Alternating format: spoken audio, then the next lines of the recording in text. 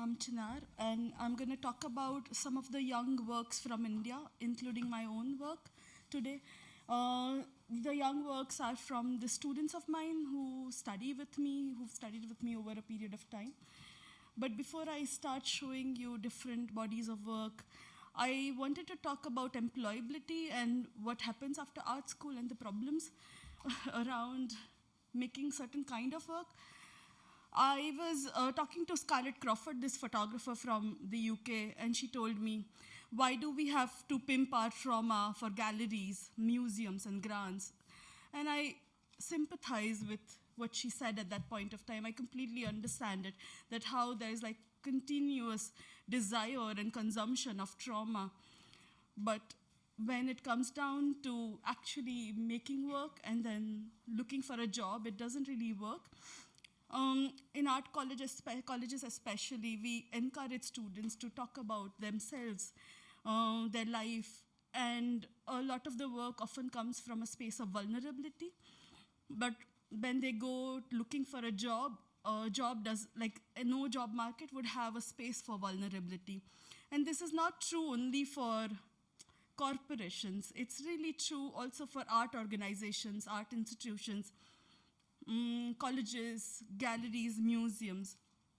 And in a way, we failed to build institutions that are in sync with what we teach. They are completely governed by neoliberal ideologies. And often as a faculty member, I sit in meetings and we are told that how our students are not able to meet the industry standards. And I often wonder if I would ever be able to say that industry is not able to meet the standards set by us in these classrooms. And there is like a great discord between, I think, what we teach and then what the students are expected to do once they graduate. As a result, I feel that there's a whole generation of students completely crippled by their own work. And I did a series of interviews with multiple students, ex-students, and almost all of them who work within feminist frameworks said that they would not show their work as a portfolio whenever they go for looking for a job, which says everything about our education at this point of time and where we are going. And I think there is some sort of a structural change that is needed. I know that in previous, last 2 days, a few people raised these questions of can we even imagine our lives without capitalism and patriarchy? But I do believe that we need very immediately structural changes in the way not only we teach, but also the institutions that we are building simultaneously, and rethink our understandings of vulnerability and make them part of our employment. I don't know, when we employ artists, photographers, for that matter. With that being said, let me get down to some of the works that I wanted to show. The first student, Gavati Ward, she made this work called Make Your Own Mahatma, very much inspired by what was happening in India at that point of time. It is still happening, much worse. But this work was made after 2014 election when the BJP government came to power. That's the right-wing government.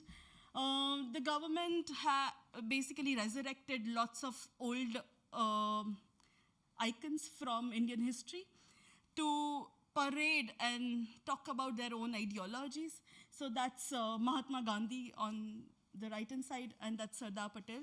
And she decided to become these men, dress up as these men from history, which are also been now co-opted, so to speak, by the current government. On the right-hand side, that's Sardar Patel, which is now the government has managed to make the tallest statue of him. This was at that point of time still in planning. Narmada Dam, which is one of the biggest dams at this point of time in the country, displaced multiple people, and the statue was supposed to be built on the valley, again displacing multiple villages. And the idea was at that point of time to collect all the farming equipments from the farmers around the villages and build the statue. of course, while they were supposed to collect the farming equipment from all of these farmers, the same farmers would be displaced in the process of making of the statue and that entire park around it. Now the statue exists and the park as well. And we do not know what happened to all the displaced families at that point of time. Gawati dresses up as all of these icons, and in order to talk about this inherent complexity of this government and its ideologies and where it's going. Aditi Rajiv, another student of ours, really interested in thinking about art history and what kind of art history gets taught in Indian colleges at this point of time, and her access to art history. So it's not as if like you have access to paintings, you have access to photographs of paintings. And often all of these paintings are men painting nude women, and therefore she called it Men Painting Women. She's interested in new technologies, and one of the early technologies at that point of time was clip art. And she found clip art images of men supposedly painting and created this like a mockery of these art histories that are being taught in Indian colleges often, including from where I come. Collection is the series of images. These are all images made by 18 to 20-year-old art students, photography students. This is first year. This was a first-year work when they wanted to talk about menstruation, women's health, and they started collecting images of their own used sanitary pads, at which point of time they realized that there was something really, really important to talk about, and they started asking their own friends. There were posters all across my college asking all their friends to send them images of used sanitary pads. It was quite funny because I was called into the dean's office at some point of time asking, what's going on in your class, and can we remove some of these posters from like public spaces, please? This did not end up in an art project or a photography project as such, but they decided to call it collection, where almost 300 students sent them images of their used sanitary napkins.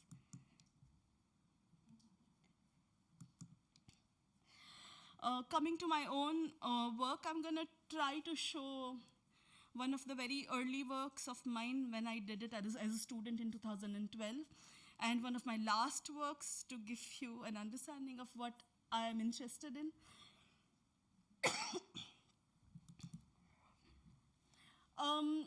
This is in February in 2002 when Gujarat riots happened. I'm not sure if everyone in the audience is familiar with the context, but we had massive riots against the Muslim community in Gujarat, mostly propagated by the government and the goons of the government. It was almost pogrom. I was a 12-year-old at that point of time, and I went to an all-Hindu school, and suddenly there were holidays in the school. There were holidays in the school, and we did not know anything about what was happening in the city at that point of time. I lived in a very Hindu area again. My parents never talked about it. When we went back to school, no one in school acknowledged what was happening, what had happened in the city at that point of time. Though I was 12 years old at that point of time, after 10 years, when the riots, 10 years of riots anniversary was happening, I was a photography student at that point of time, having realized that something really gruesome had happened in my own city, and I had almost like sleepwalked through it. And I started looking for traces of violence in the city, and surprisingly, there was not a single trace. I couldn't find people, I couldn't find spaces, and almost as if nothing had ever happened. When I talked to my friend's family, everyone told me, oh, nothing really happened. It was just like some small riots. At which point of time, I grew more and more curious, and I started to find huge colonies of refugees outside the city. So in the city of Ahmedabad, if you've ever been, there are huge mountains of garbage, and if you go around 5 o'clock in the morning, they would look like mountains, but it's garbage. They're not real mountains as such. And all the people were rehabilitated there initially. with a promise that they'll be rehabilitated somewhere else eventually, and they were never rehabilitated. I started working in these colonies as a documentary photographer initially, and to my surprise, I was always, whenever I would like take out my camera to shoot, people would like put themselves in a certain position. They would cross their arms, look extremely sad for the camera. And even if we would have just chatted, or we would have just had a chai, or we would have been laughing over a joke, but suddenly they would assume this position of a victim. And I couldn't make images at that point of time. I just couldn't understand what was happening till the time I realized that it was like 10 years of various journalists coming in those spaces, and almost everyone was trained to be photographed in a certain manner. I continued to work, I continued to photograph for like months without really knowing where my work was going, and I was really unhappy with what was happening. And one day I made, of course, like if you work in like a community, it's like the children become your friends and they follow you around and they're like always there. And one morning, the stench there, because of the 5 mountains of garbage, was really, really acute, and I had to close my nose with my hands because I couldn't breathe the smell. And all these children who are like playing with me and around me suddenly started mocking me by putting their own hands on their nose, at which point I realized I was such an outsider. I couldn't even breathe the air there, and I was trying to make work represent these communities that have been displaced for last 10 years with gruesome violence. And thus, I made this one photograph at that point of time of me being mocked by one of the children that I knew at that point of time. Of course, my reference was also Qutubuddin Ansari's photograph on the right-hand side, inside that space. Qutubuddin Ansari, he was photographed during riots and he survived riots. The photograph really haunted him because this became a really iconic image at that point of time.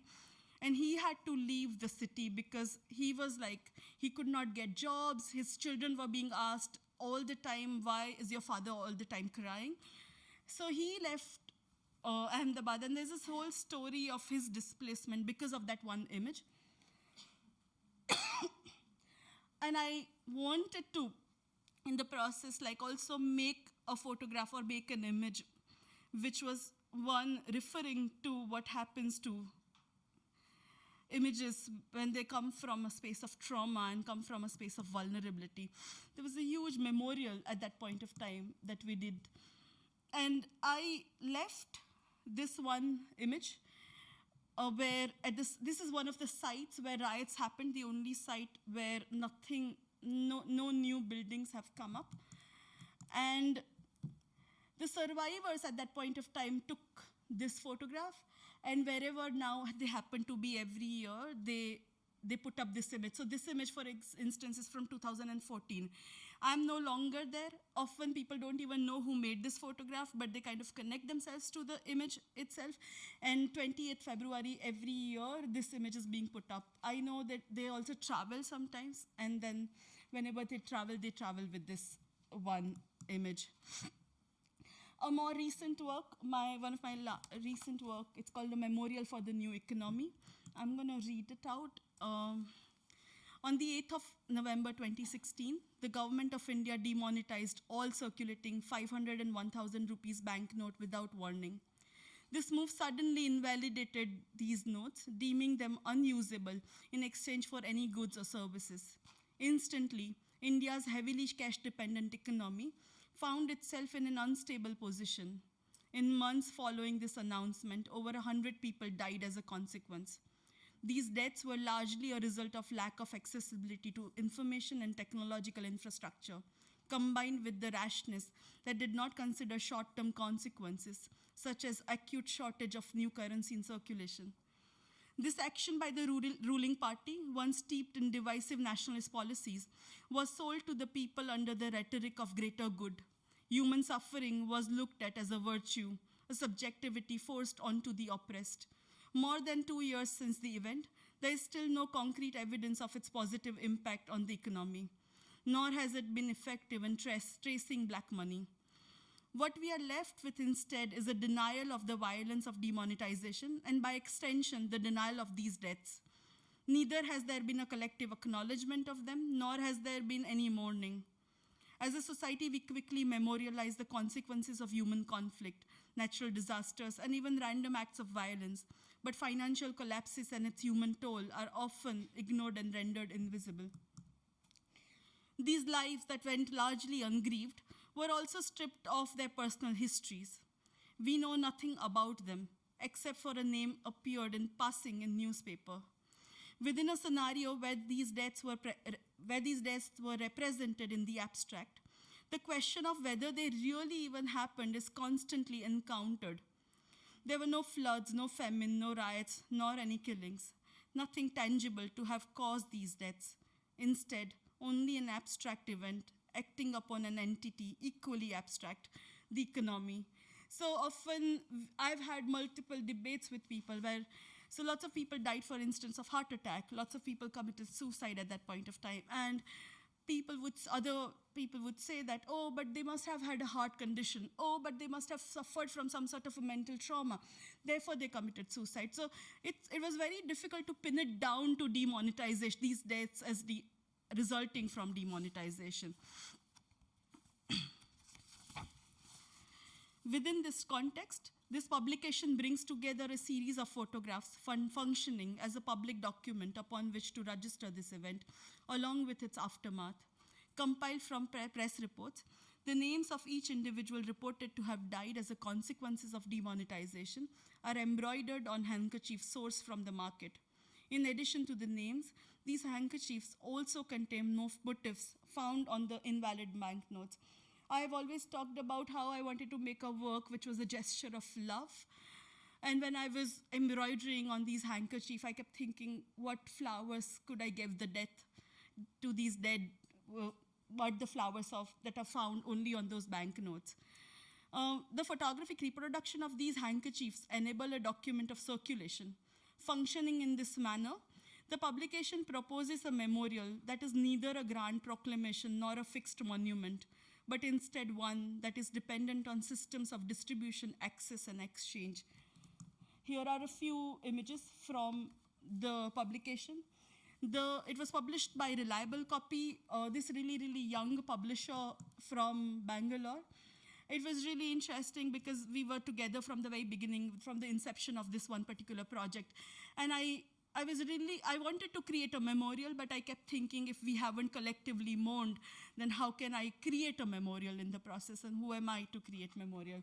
At which point, I kept thinking of like how all these memorials usually look also so masculine, because they are always these concrete buildings, and how would I make a very static book object as a fixed memorial? At which point of time, I realized that the book had to be completely freely accessible, available.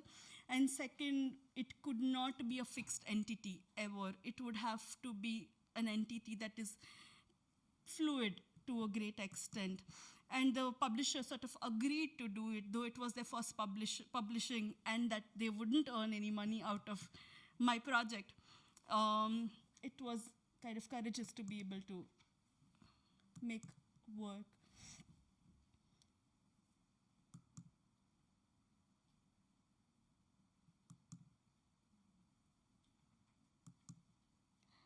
This is how it looks on the website.